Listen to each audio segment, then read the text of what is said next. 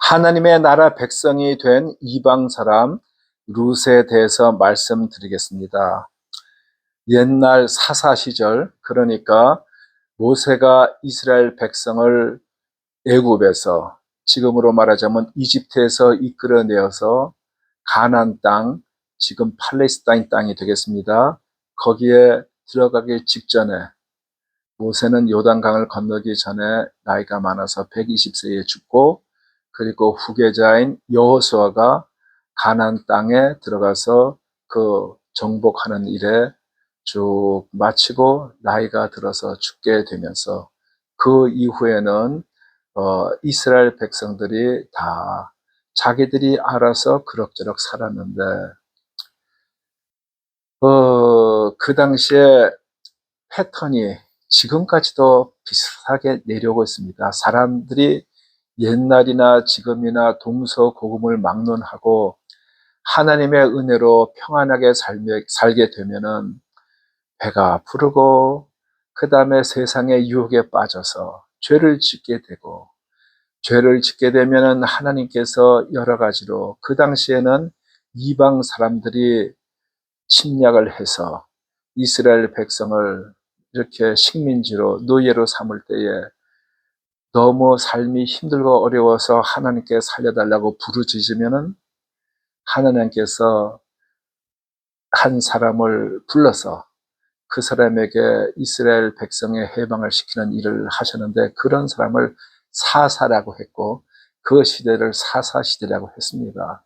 그래서 그 백성들이 해방을 얻게 되고 다시 평안하게 되면은 죄를 짓고 하나님께 도움을 청하고, 하나님께서 해방 주셔서 평안하게 되면 또 죄를 짓고, 그 일이 계속 반복이 되다가 그 다음에 마지막 사사인 사무엘 시대의 백성들이 우리도 왕을 세워달라고 해서, 그래서 왕이 되면은, 왕이 되어도 중앙집권자가 되어도 그 생활은 국가적으로 반복이 되어서 평안하다가 죄 짓고 남의 나라에 침략을 받고 어렵게 되면 회개하고 또 평안하게 되면 죄를 짓고, 그래서 쭉 예수님 시대까지 그렇게 왔습니다.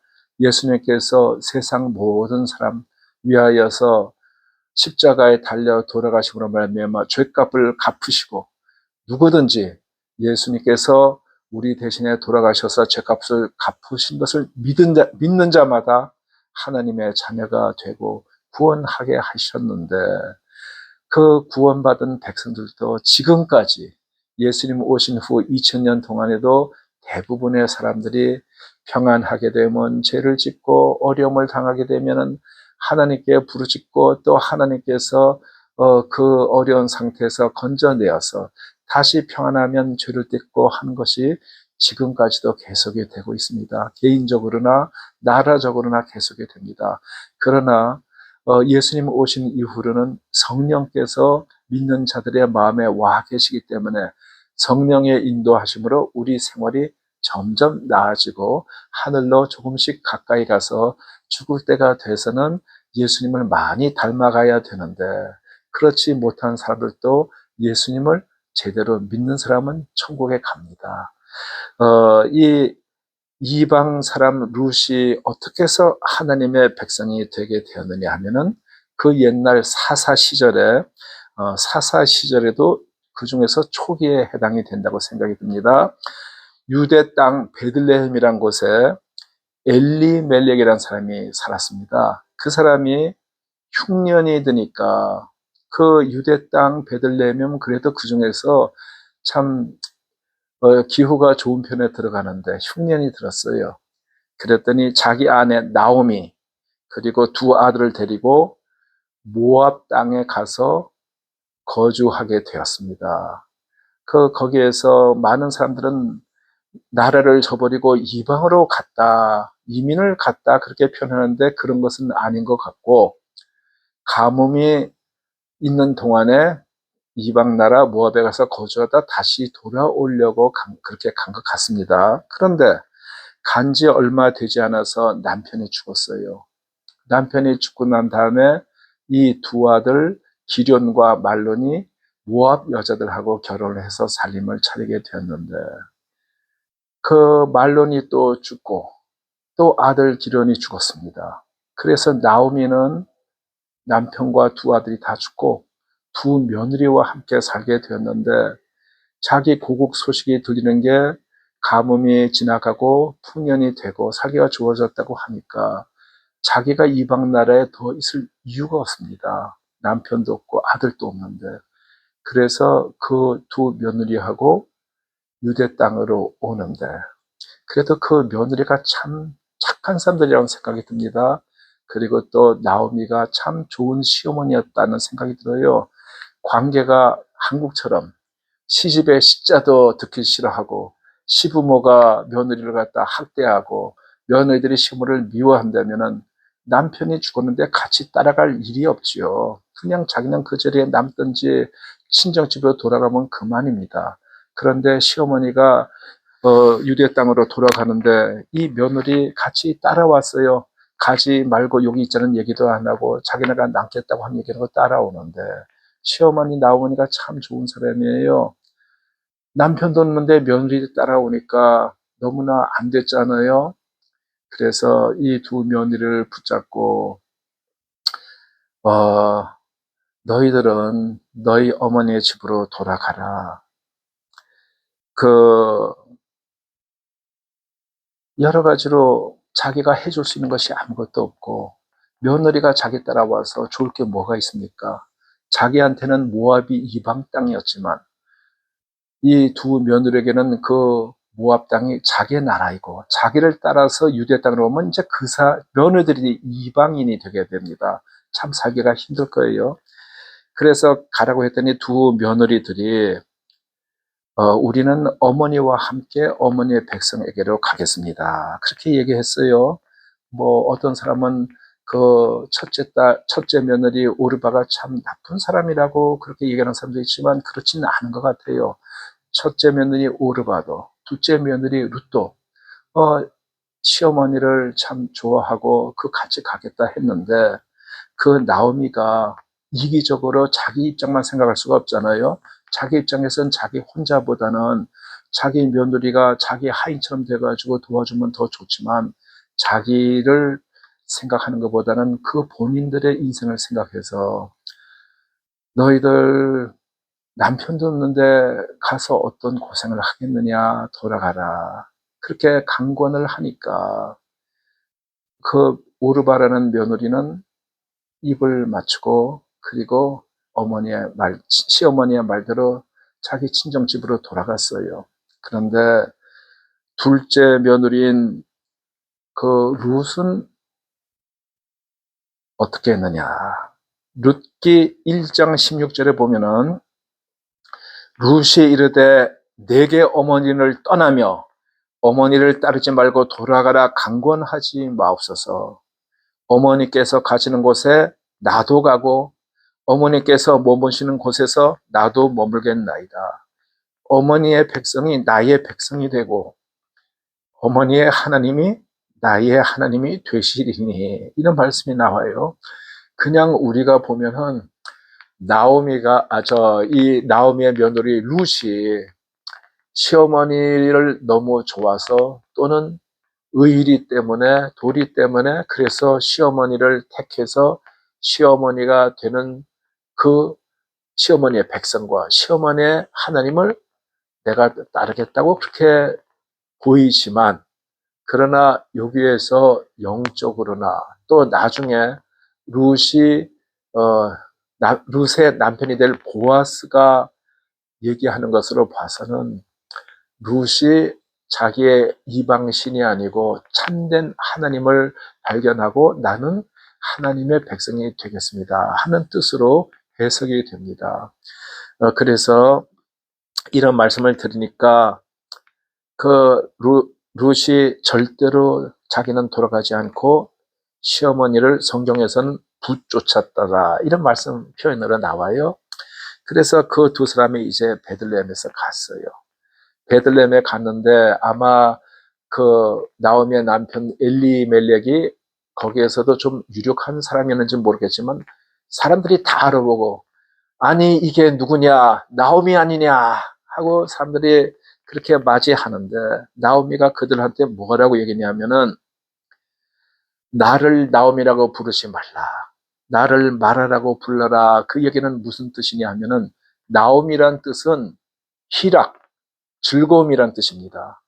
그런데 이방 땅에 가서 남편 죽고 두 아들 다 죽었는데 그게 무슨 즐거움입니까? 나를 마라라고 불러라. 마라는 괴롭다는 뜻입니다. 괴로움이란 뜻. 그래가지고 자기가 자기를 표현하기를 전능자가 나를 괴롭게 하셨음이라. 하나님께서 나를 이렇게 참 벌을 주셨다. 아마 거기에는 나오미의 마음속에는 그 이스라엘 땅을 떠나서 이방 땅으로 간 데 대한 guilty feeling, 죄의식이 있지 않았을까 생각이 듭니다. 그리고 모세를 통해서 준 법에 의하면은 이방 사람과 통혼, 결혼하지 말라. 왜냐하면 이방 사람을 따라서 이방신을 섬기고 타락할까봐 그런 법을 줬는데 거기에 대해서도 마음이 걸려서 그렇게 생각이 든 것이 아닌가 생각이 듭니다. 전능자가 괴롭게 하셨습니다. 이제 그랬는데 이 나오미와 룻이 지금 현재는 뭐 상거지 아니겠습니까? 거기에서도 흉년이 들어서 모압을 갔는데 거기에서도 이 시아버지와 남편들이 죽고 여자들이 옛날에 무슨 힘이 있어서 무슨 노동을 하고 밭을 갈고 일을 했겠습니까? 그저 간신히 이쁘치는 정도가 되고 여기까지 와서도 이제 당장 유대에 와서 누구한테 어디 붙어서 먹고 살겠습니까?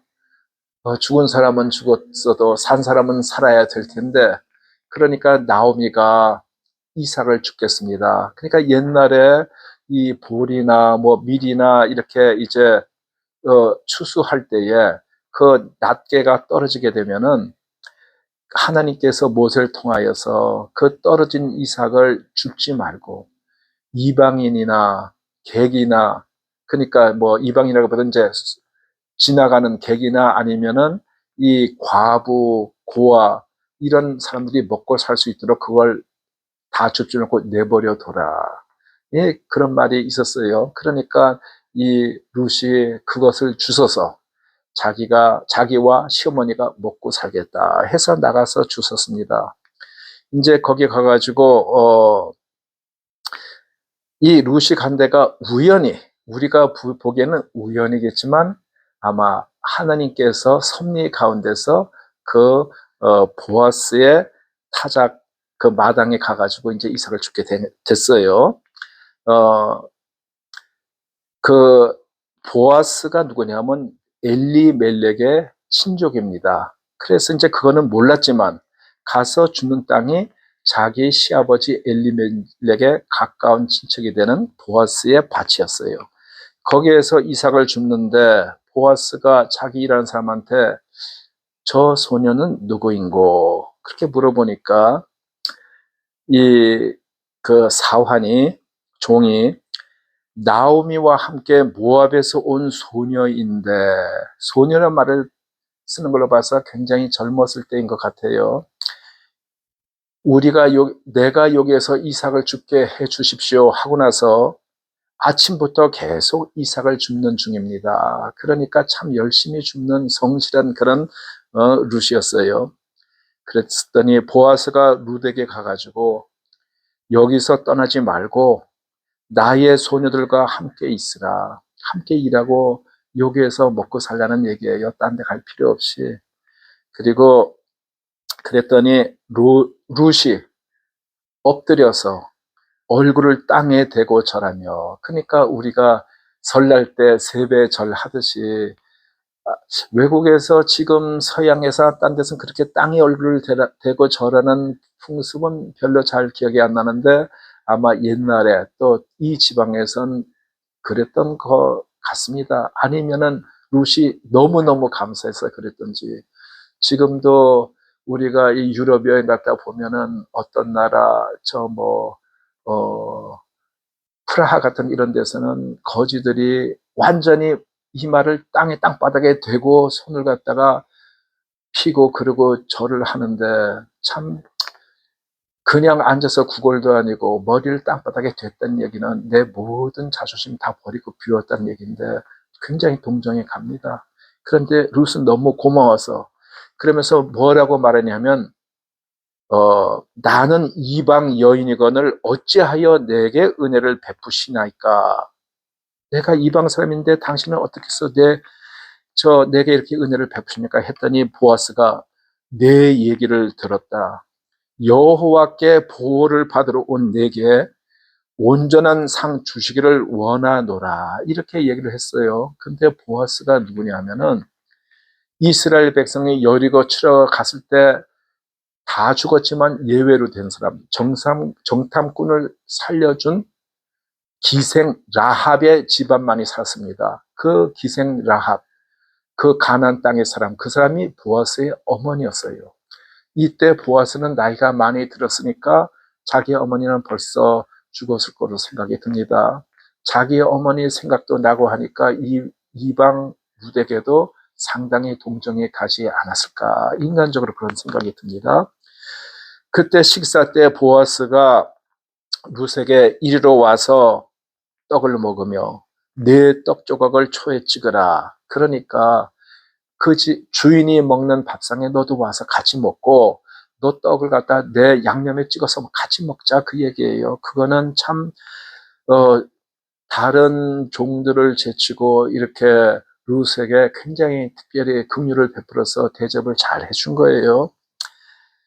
그랬더니 룻이 배불리 먹었어요. 그동안 얼마나 고락했어요. 그러다가 참 자기가 맛있게 배부르게 먹고, 그리고 룻이 그 주운 것, 그러니까 그게 한 에바쯤 됐다 하는데 지금으로 2말 가까이 되는 양입니다. 굉장히 열심히 많이 주었다는 얘기예요. 그것과 자기가 그 배불리 먹을 때 다 먹지 못하고 먹지 않은 것들, 이제 그런 것을 다 가지고 가서 시어머니에게 드리매 시어머니가 어디서 주었느냐, 보았으니이다. 그 시어머니도 룻이 2마리나 되는 걸 갖고 왔으니 얼마나 감사하고 좋은 사람이에요.